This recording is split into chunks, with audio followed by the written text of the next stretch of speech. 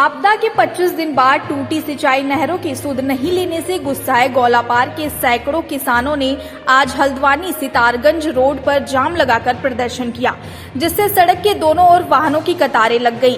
इस दौरान बड़ी संख्या में महिलाएं मौजूद रहीं। सूचना पर पहुंचे सीओ शांतनु पाराशर ने प्रदर्शनकारियों को समझाया, लेकिन वह नहीं माने। इस दौरान पूर्व मुख्यमंत्री हरीश रावत भी किसानों को समर्थन देने पहुंच गए। उप जिलाधिकारी मनीष कुमार ने मौका मुआयना कर 1 सप्ताह के भीतर सिंचाई वैकल्पिक व्यवस्था दुरुस्त करने का आश्वासन दिया, जिसके बाद किसान शांत हुए। किसानों का कहना था कि जिले के प्रभारी मंत्री यतीश्वरानंद के साथ ही एसडीएम और जिलाधिकारी को ज्ञापन देने के बाद भी सिंचाई नहरों को दुरुस्त नहीं किया गया। अफसरों की अनदेखी किसानों पर भारी पड़ रही है, जिससे 5 ग्राम सभाओं में टमाटर, मिर्च समेत तमाम फसलें सूखने के कगार पर है और गेहूं की बुआई भी नहीं हो पा रही है। साथ ही उन्होंने चेतावनी देते हुए कहा कि अगर 1 सप्ताह के भीतर प्रशासन ने सिंचाई व्यवस्था दुरुस्त नहीं की तो उग्र आंदोलन किया जाएगा।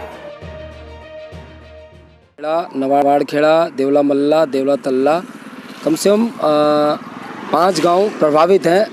18 में जो आपदा आई थी उससे नहर टूट गई थी, तो 27/10 को हमने जिलाधिकारी को अवगत कराया था कि नहरें टूटी हैं, जिसमें कि हमारी फसल सूख रही है और गेहूं की बोने की तैयारी चल रही, पर उसके बाद कोई सुनवाई नहीं हुई। फिर हम 8/11 को उप जिलाधिकारी हल्द्वानी को ज्ञापन दिया।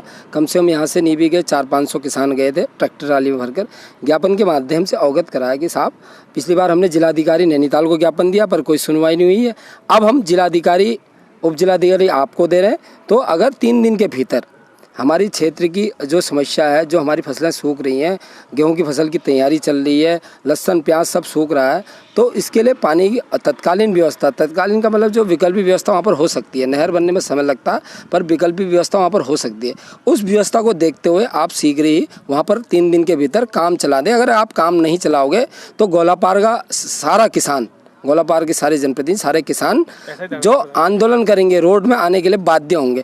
तो हमारी नहीं सुनी गई, ना कोई आश्वासन मिला और ना 3 दिन के भीतर कोई अधिकारी यहाँ पर आया। आज क्या प्रदर्शन कर रहा है? आज हमने मातृशक्ति और युवा शक्ति सभी लोगों के साथ हम यहाँ पर धरने पे बैठे, हमने रोड पर प्रदर्शन किया, जिससे कि उप जिलाधिकारी हल्द्वानी यहाँ पर आए और उन्हें आश्वासन दिया कि 3 बजे हम क्षेत्रीय निरीक्षण करेंगे और शीघ्र ही उसकी रोड नहर को बनाने की कार्रवाई करेंगे। आज जो हमारी ये अभी 18-19 तारीख में, अक्टूबर 18-19 तारीख में जो आपदा आई थी, उसकी वजह से हमारी नहर जो क्षतिग्रस्त हो गई थी। इसमें कई गौलापार के हमारे किसान भाई हैं जो इस आपदा से ग्रसित हुए और जिस वजह से जानवरों को भी पानी नहीं मिल पा रहा है। कई समस्याएं थी। हमारे प्रधान जी और कई अन्य प्रधान जी भी अन्य जो क्षेत्र के थे, वो लोग गए, एसडीएम साहब के पास गए, डीएम साहब के पास गए, लेकिन ऐसा कुछ भी हमें अभी तक नहीं मिला। तो इस कारणवश हमें फिर यहाँ पे रोड जाम करनी पड़ी, क्योंकि हम भी नहीं चाहते थे कि कोई व्यक्ति परेशान हो, लेकिन फिर व्यक्ति परेशान हुआ।